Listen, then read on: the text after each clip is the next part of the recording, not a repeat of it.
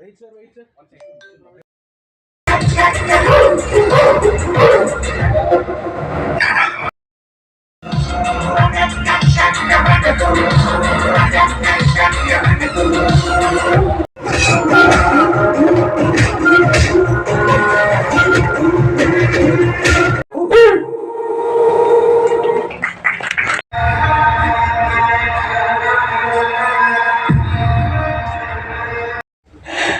நான் கொடுக்கலன்னா வேற என்ன பண்றேன்.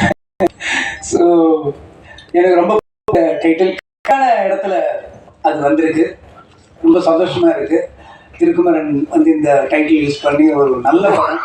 இன்னைக்கு ட்ரைலர் பார்க்கும்போது ரொம்ப சூப்பராக இருந்தது. அந்த மேக்கிங், அந்த விஷுவல்ஸ் பார்க்கும்போது ஸ்டன்னிங்காக இருந்தது. நல்ல பெரிய வெற்றி அடையும்னு ஒரு முழு நம்பிக்கை இந்த ட்ரைலர் நமக்கு கொடுக்குது. கூடிய சீக்கிரம் என்னது ப்ரொடக்ஷனுக்கு வந்து நான் தான் ஒரு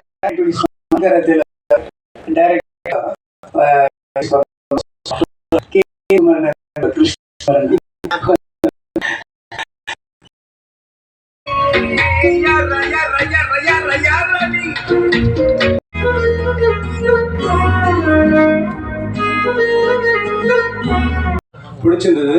அதுக்கு முக்கியமான நிறைய காரணங்கள் இருக்கு. ஆனால் ரெட்டை தலையும் ஒரே மாதிரி இருக்கக்கூடாதுன்னு சொல்லிட்டு ஒரு தலைக்காக ரொம்ப மெனக்கெட்ட அருண் விஜய் சாருக்கு வந்து என்னுடைய தனிப்பட்ட பாராட்டுகள். அதுக்கு ஒரு தனி ஹேர் ஸ்டைல் பிடிச்சி, அதுக்கு ஒரு தனி லுக் பிடிச்சி எவ்வளோ வேலை பண்ணுறாரு அப்படின்றத பார்க்க முடியுது. அண்ட் எனக்கு பர்சனலாக நிறைய விஷயங்கள் சொல்லணும்னு தோணுது. ஃபர்ஸ்ட் நான் அருண் விஜய் சார் கிட்டே ஆரம்பிக்கிறேன். ஐ திங்க் இந்த ஸ்டோரி உங்களுக்கே மறந்துருக்கும் ப்ரோ, நான் சொல்கிறேன். ஓகே, பேக் இன் 2003-2000 நான் ரேடியோ மிர்ச்சியில் அப்போ தான் ரேடியோ ஜாக்காக இருக்கேன். அப்போ தான் நீங்கள் நடித்த ஜனனம்னு ஒரு படம் ரிலீஸ் ஆகுது. ஸோ அப்போ அருண் விஜய் சார் வந்து இன்டர்வியூக்கு வந்திருக்காரு. இன்டர்வியூ எடுக்க வேண்டிய அந்த சவுண்ட் வரல. நான் வெயிட் பண்ணிட்டு இருக்கேன், அவரும் வெயிட் பண்ணிட்டு இருக்காரு.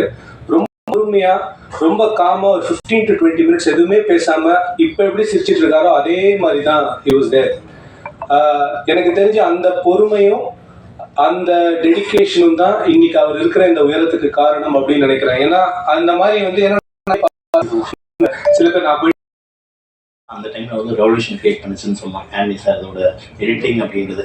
ஏன்னா அவங்க சொல்லியிருக்க டீம்ல நிறைய பேர் சொல்லியிருக்காங்க. ஏன்னா ஒரு டிஜிட்டல் வரதுக்கு முன்னாடி, ஏன்னா நான் கண் கூட வந்து பார்த்தேன், ஃபிலிம்லேயும் ஒர்க் பண்ணியிருக்கோம், டிஜிட்டல்லையும் ஒர்க் பண்ணியிருக்கோம். ஒரு ஃபிலிம்ல வந்து இருக்கும்போதே வந்து கண்டிப்பாக வந்து ஒரு ஃபிலிம்ல எடிட் பண்ண முடியாத ஒரு எடிட் கட்டு வந்து ஆண்டி சார் தான் அப்படின்னு நான் சொல்ல முடியும் ஒரு பாயிண்ட்ல. ஸோ அந்த டைம்ல வந்து ஃபுல் அண்ட் ஃபுல் வந்து மேட்சப் பண்ண முடியாது ஃபிலிம்ல. அவர் வந்து ஆவிடில் பண்ண இந்த எடிட்டை வந்து கண்டிப்பாக டெஃபரெண்டாக வந்து பண்ண முடியாது. ஸோ டெஃபரெண்டாக வந்து அவரோட எடிட்டிங்கில் வந்து பண்ண போகிற டைரக்டர்ஸ் எல்லாருக்குமே வந்து இந்த படம் பார்க்கும்போது சரி, ஏன்னா ட்ரெய்லர் வந்து இப்போ தான் வந்து ஒரு ட்ரெய்லர் அப்படின்றது எந்த அளவுக்கு ஒரு படத்துக்கு முக்கியம் அப்படின்றது லாஸ்ட் ஒரு 15 years தான் வந்து ஆரம்பிச்சது.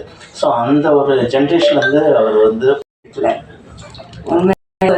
ஐ திங்க் கொஞ்சம் ரிலாக்ஸ் ஆகிட்டு டேக் இட் ஃபார் கிராண்டட் மாதிரி ஒரு மைண்டில் it had come.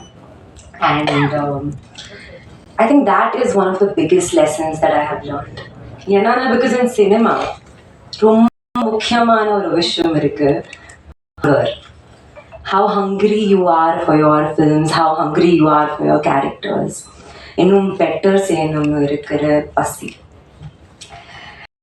Nama settle aite aduve நம்ம டவுன்ஃபாலுக்கு ஸ்டார்ட் பாயிண்ட் ஆகிடும். And that's something that all of us in the cinema industry in whatever capacity, be it as an actor, be it a director, cast, crew, எல்லாமே we have to have that hunger constantly to keep doing better than what we have done before. அந்த realisation டைமில் ரெட்டத்தலை ஒரு படம் என்கிட்ட வந்தாச்சு. And ஆந்திரி என்னோட கேரக்டரோட பேர் ரொம்ப ஸ்ட்ராங்கான கேரக்டர். சில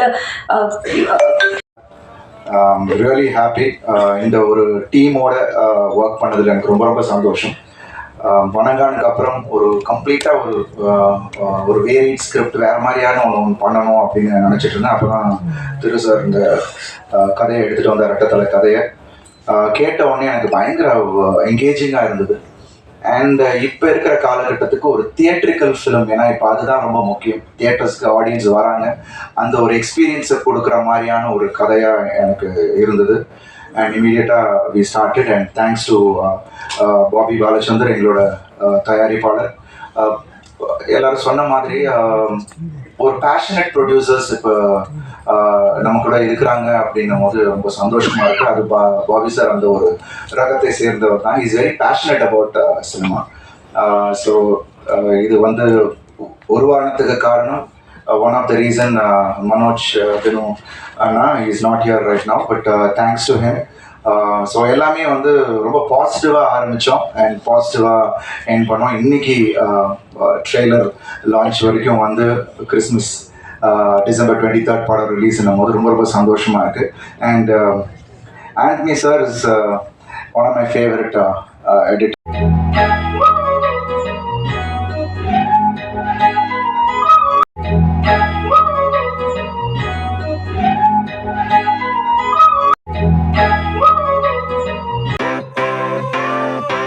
Sunshine, sunshine.